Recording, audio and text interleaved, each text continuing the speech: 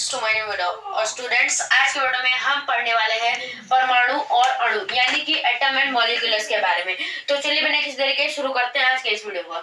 तो पहले जान लेते हैं हम लोग परमाणु के बारे में। तो पहले देखिए इसकी परिभाषा क्या होती है। अगर जॉन डाल्टन के थ्योरी वाइज देखें तो इसकी परिभाषा होती है किसी तत्व का वह सूक्ष्मतम कण जो रासायनिक अभिक्रिया में भाग लेता है परंतु स्वतंत्र अवस्था में नहीं रहता है, नहीं रह सकता है, उसे परमाणु कहते हैं।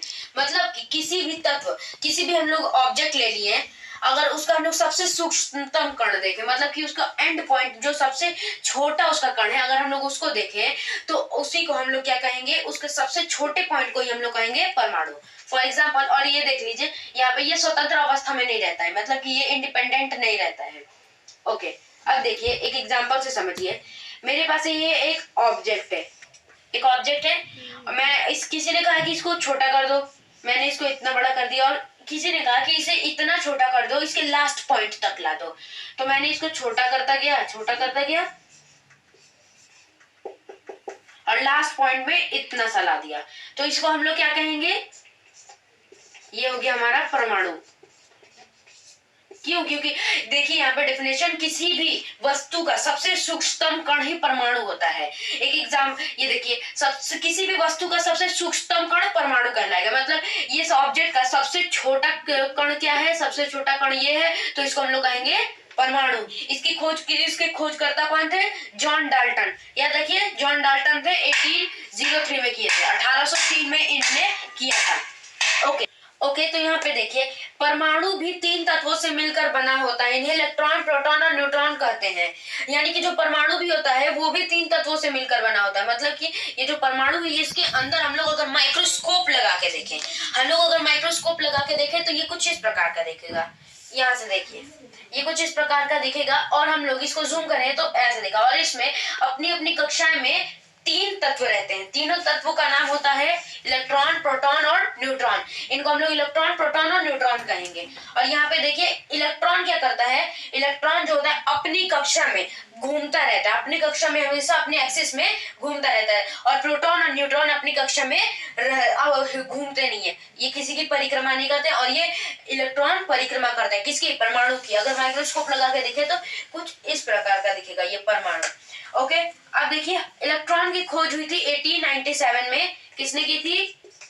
जे थॉमसन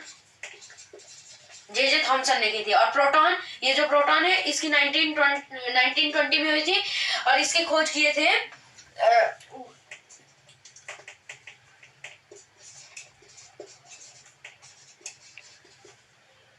गोल्डस्मिथ ने की थी। ठीक, गोल्डस्मिथ ने की थी इसकी खोज, प्रोटॉन की।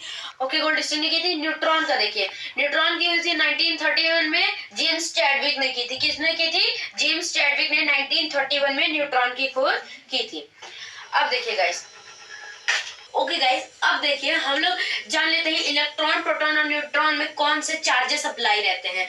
मतलब इलेक्ट्रॉन, प्रोटॉन और न्यूट्रॉन पे, तीनों पे चार्जेस अप्लाई होते हैं। अब देखिए इलेक्ट्रॉन पे E- माइनस का चार्ज अप्लाई होता है।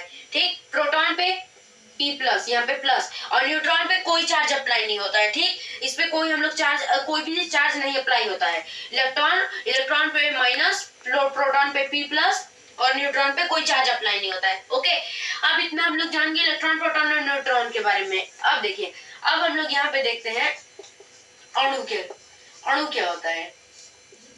ठीक, अणु की मैं आपको एक बात बता देता हूँ कि ये स्वतंत्र अवस्था में रह सकता है। हमने पिछले केस में देखा जो परमाणु है, परमाणु अपने केस में स्वतंत्र नहीं रहता, मगर यहाँ पे अणु स्वतंत्र रहता है। ठीक, अब देखिए इस अणु क्या होता है, अणु कैसे बनता है। जब किसी दो परमाणु आपस में जुड़ते हैं तो क्या बनता है? अणु। ठीक, जो जैसे कि हो गया for example H1 plus H1 is equal to H2। H2 यहाँ पे क्या है? हाइड्रोजन है। जब कोई 2 परमाणु आपस में मिलते हैं तो क्या बनता है? अणु बनता है। ठीक, अणु हो गया। ये हो गया अणु। अब देखिए गाइस, अणु के बारे में अभी जो हम ज्यादा नहीं बता सकते, अणु के बारे में इतना ही अभी जान लिए। अब गाइस, अगर वीडियो पसंद आएगी तो लाइक कीजिए, शेयर कीजिए, सब्सक्राइब कीजिए। मिलते हैं वीडियो में, तब तक के लिए बाय।